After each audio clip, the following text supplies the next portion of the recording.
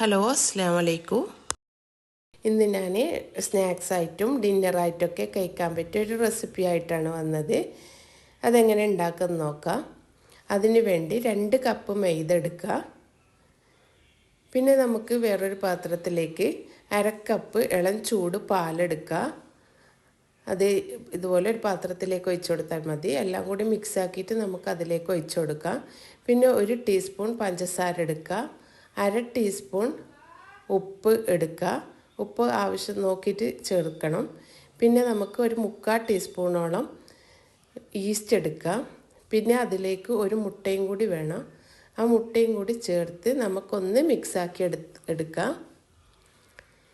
ഇതൊക്കെ മിക്സാക്കിയത് നമുക്ക് ഈ മൈദയിലേക്ക് ഒഴിച്ചു കൊടുക്കാം. ഈ മൈദയിലേക്ക് ഒഴിച്ച് എല്ലാം കൂടി ഒന്ന് സ്പൂൺ വെച്ചിട്ട് ആദ്യം ഒന്ന് മിക്സാക്കിയതിന് ശേഷം നമുക്ക് കൈ വെച്ചിട്ട് നന്നായി കുഴച്ചെടുത്താൽ മതി. ഇതിപ്പോൾ കുഴക്കുന്ന സമയം വെള്ളം ആവശ്യമുണ്ടെങ്കിൽ ഒരു 2 ടേബിൾ സ്പൂണോളം ഇളം ചൂടുവെള്ളം തന്നെ ചേർത്ത് കൊടുത്താൽ മതി. ആവശ്യമുണ്ടെങ്കിൽ ചേർത്ത് കൊടുക്കുക. നന്നായി ഇതുപോലെ കുഴച്ചെടുത്ത് നമുക്ക് ഒരു 1.5-2 മണിക്കൂറോളം റെസ്റ്റ് ചെയ്യാൻ വേണ്ടി മാറ്റി വെക്കാം. പിന്നെ അതിൻ്റെ ഫില്ലിങ്ങിന് വേണ്ടി കുറച്ച് ചിക്കൻ എടുത്തിട്ടുണ്ട്. ചിക്കന് ഇഞ്ചി വെളുത്തുള്ളി പേസ്റ്റ് ചേർത്ത് കൊടുക്കുക. ആവശ്യമുള്ള ഉപ്പ്, മുളക് പൊടി, ഗരം മസാലപ്പൊടിയൊക്കെ ചേർത്ത് നന്നായി ഒന്ന് മിക്സാക്കി എടുത്ത് നമുക്കതൊന്ന് ഫ്രൈ ചെയ്തെടുക്കാം.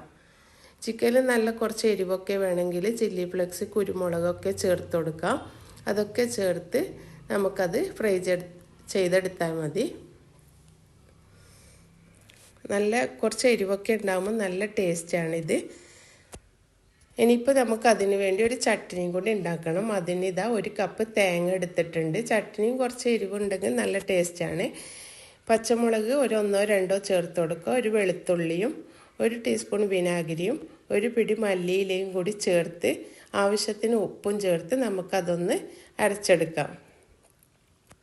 പിന്നെ മാവ് നന്നായി പൊന്തി വന്നിട്ടുണ്ട്. അത് നമുക്ക് ഇതുപോലെ ഓരോന്നെടുത്ത് അതൊന്ന് പരത്തിയെടുക്കാം. കുറച്ച് തിക്കായിട്ട് തന്നെ പരത്തിയെടുത്താൽ മതി.